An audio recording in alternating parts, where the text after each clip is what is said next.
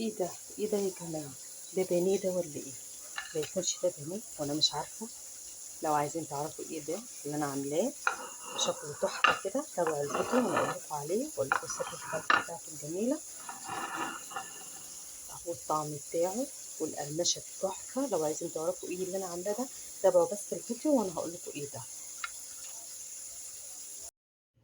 هيت جبت كمان واحدة اهيت. هنبدأ برضه ننضفها التنظيف العادي اللي هو الديل والظهر، اي خير بتاع اللي هو الزعانف اللي فيها كده اهوت اهو. خشي كل حاجة اهو اهو، والخياشيم اهيت، والتانية اهو اهوت. ونضفي بقى القشر ده اهو كده اهو اهو اهو، بطريقة سهلة خالص اهيت اهو. وهتعملي ايه بعد كده؟ هنيجي في الظهر هنفتح منين؟ مش من البطن، مش من البطن، البطن لا، نفتحه من الظهر زي البوري اللي احنا بنعمله ايه، سنجاري. زي ايه؟ زي البوري اللي احنا بنعمله سنجاري من الظهر، وبسكينة حامية وتمشي كده اهوت. فتح معاك بمنتهى السهولة. ده طعم حلو اوي اوي اوي اوي. وأوريكوا برضه طريقته دلوقتي اهوت. بيبقى عندك بقى بالمقص، بيبقى سريع على ايدك، تفتحيها كده اهو بالمقص اهي. شفتوا؟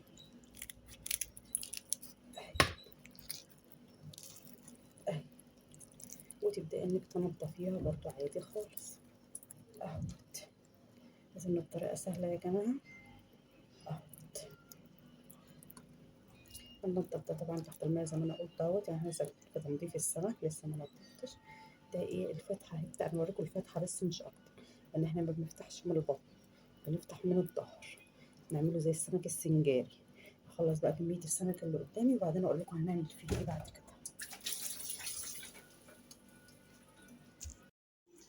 اهو السمك بعد ما غسلته حلو قوي تحت الحنفية اهوت اهو، مفيهوش اي حاجة معايا اهو اهو، كله غسلته اهوت اهو، ما عادش فيه اي حاجة. ده بس من الغسيل المبدئي اللي هو تحت الحنفية. هبدأ ان انا اعمل له ايه دلوقتي بقى، احطه في المحلول بتاع النقع بتاعه اهوت. شوف السمكة عاملة ازاي، عاملة زي قطعة البانيه كده اهوت، ولسه شكلها هيبان كمان لما يتحمر. هتعجبكم قوي قوي قوي قوي، وهتحبوا انكم تجربوا لان طعمها بيبقى مقرمش من بره وجميلة قوي قوي قوي قوي. دلوقتي بقى هنحط في مية بدقيق بملح بليمون اللي هي محلول النقع بتاعنا، ونبدأ ان احنا نرص فيه السمك كده اهوت. افتحيه وانت بتحطيه علشان برضو يشيل اي ريحة زفارة موجودة فيه اهوت. سيبيه بقى في المحلول النقع ده، يعني ايه، هسيبه كده يجي ربع ساعة مثلا لحد ان انا ما اعمل التتبيلة بتاعته. هنعمل التتبيلة بتاعته وبعدين نغسله تاني، وبعدين هوريكم هنعمل فيه ايه على طول. دلوقتي بقى نشوف التتبيلة بتاعتنا عبارة عن ايه. جايبين شفشق الخلاط وحاطة فيه حوالي كوبايتين كبار مية. هنحط عليه ملح، وهنحط عليه معلقة كمون اهوت اهو، وهنحط عليه شوية شطة. ده اختياري طبعا، الشطة في ناس ما بتحبهاش براحتكم ماشي. وهنحط بعد كده معايا فلفل اخضر اهو، وتوم، قرن فلفل اخضر كده او رومي براحتك يعني. وعندك راس توم صغيرة اهيت، انا حطها بقشرها عادي. هعمل فيه ايه بقى دلوقتي؟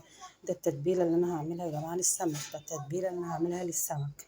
هعملها في الخلاط وهرجع لكم تاني على طول اهوت. بعد ما عملته في الخلاط وضربته كويس قوي زي ما انتم شايفين كده معايا. دلوقتي بقى السمك انا مسكته غسلته حلو قوي قوي قوي وصفيته اهوت. شوفوا ما عادش فيه اي حاجه، شوفي اهو، شفتي ما عادش فيه اي حاجه قدامك اهو. هعمل فيه ايه بقى؟ تحطيه مفتوح كده في حاجه، وتقومي جايبه التتبيله اللي انت عملتها في الخلاط ديت، وتقومي رايحه حطاها على السمك. تجيبي التتبيله اللي انت عملتيها في الخلاط وتغطسي فيها السمك كده بحيث يبقى متغطس. ده بقى هنسيبه حوالي دلوقتي سيبيه ساعة ساعتين زي ما انت عايزة، لحد ما تحبي انت خلاص هتجهزي الغدا، يعني ده التجهيز لسه. هنسيبه بقى في المحلول بتاعه ده او في التتبيلة، لان خلاص انا مش هحط له تتبيلة تانية، دي التتبيلة بتاعته. هسيبه فيها بقى لحد ما خلاص ان انا راح احمر السمك علشان الغدا. اللي وصل معايا دلوقتي اللي وصل معايا في الفيديو لحد دلوقتي ده ما ينساش يا جماعه يعمل لي اعجاب واشتراك بالقناه عشان يوصلكم كل جديد، وتفعلوا زر الجرس عشان كل ما انزل فيديو يوصلكم اشعار. دلوقتي بقى انا خلاص هسيبه، هركنه على جنب بقى واسيبه خالص ساعه او اتنين. كل ما تسيبيه اطول كل ما يشرب من التتبيله بتاعته، يبقى السمك مقرمش واجمل معاك. هنسيبه بقى شويه وبعدين نرجع نحمره مع بعض تاني. بقى يلا علشان نحمر السمك، هو زي ما هو في التتبيله. هنجيب يعني حوالي نص معلقه دقيق، هنحط عليها معلقه نشا اهيت عشان القرمشه، وهنحط عليها ملح. هنبقى مولعين طبعا على الزيت جنبنا عشان يسخن. ملح ونحط عليه كمون اهوت، وهنقلب بقى الحاجات دي كلها ببعضها كده اهو. وهنقوم بقى نعمل ايه بعد كده؟ كده قلبنا المكونات كلها مع بعضها اهوت. ماشي خلاص كله الكون اتقلب مع بعض، الزيت معانا اتقدح. هنقوم جايين واخدين السمكة كده اهو من التتبيلة بتاعتها ومنزلين في الدقيق زي كنت هتجيبينها اهو يا جماعة اهو. نتكي عليها كده اهوت. طبعا الزيت عندك سخن خالص اهوت، خليها كلها غلي فيها كلها بالدقيق زي ما انت شايفة معايا كده اهو اهوت. كلها اتغلفت معاكي اهي، وتقومي واخداها كده اهو ونازلة على طول في الزيت السخن معاكي. الزيت سخن اهوت، شوفي كده بقى طفيه اهو. طفي النار شوية وتسيبيها، ما تجيش يمها غير اما تحمر معاكي وتبقى كريسبي خالص، وتحسي ان هي بقى زي البانيه معاكي كده، تبداي انك تقلبي. هوريها لكم برده وانا بقلب اهي. تشوفي بدات تبان لك منين انها حمرت معاكي اهي. سامعه صوت القرمشه بتاعتها؟ والله يا بنات الطريقه دي تحفه تحفه تحفه تحفه. جربوها بس كده اهو. كده قلبناها. سامعين؟ سامعين؟ سامعين القرمشه اهو. سيبيها برده على شويه ثانيه برده لما تحمر معاكي، وبعدين تطلعيه تعملي ازاي. يعني هكمل كل كمية السمك بنفس الطريقة اللي انت بتحطيها دي. هنطلعه من التتبيلة بتاعته نحطه في الدقيق اللي انا عاملاه اللي هو ده، الدقيق بالنشا بالملح بالكمون. وبعدين نحط في زيت غزير يا جماعة، مش زيت ناعم، ما يبقاش حبة صغيرين، زيت غزير شوية. وتوطي النار عليه علشان يقرمش معاك. سامعين القرمشة بتاعته؟ جربوا بس الطريقة دي يا بنات وبعدين تعرفوا. وبرده لما اخلص الكمية خلاص بقى الكمية كلها بنفس الطريقة دي واوريهولكوا برده، هتلاقوا شكله تحفة تحفة تحفة وطعمه معانا تحفة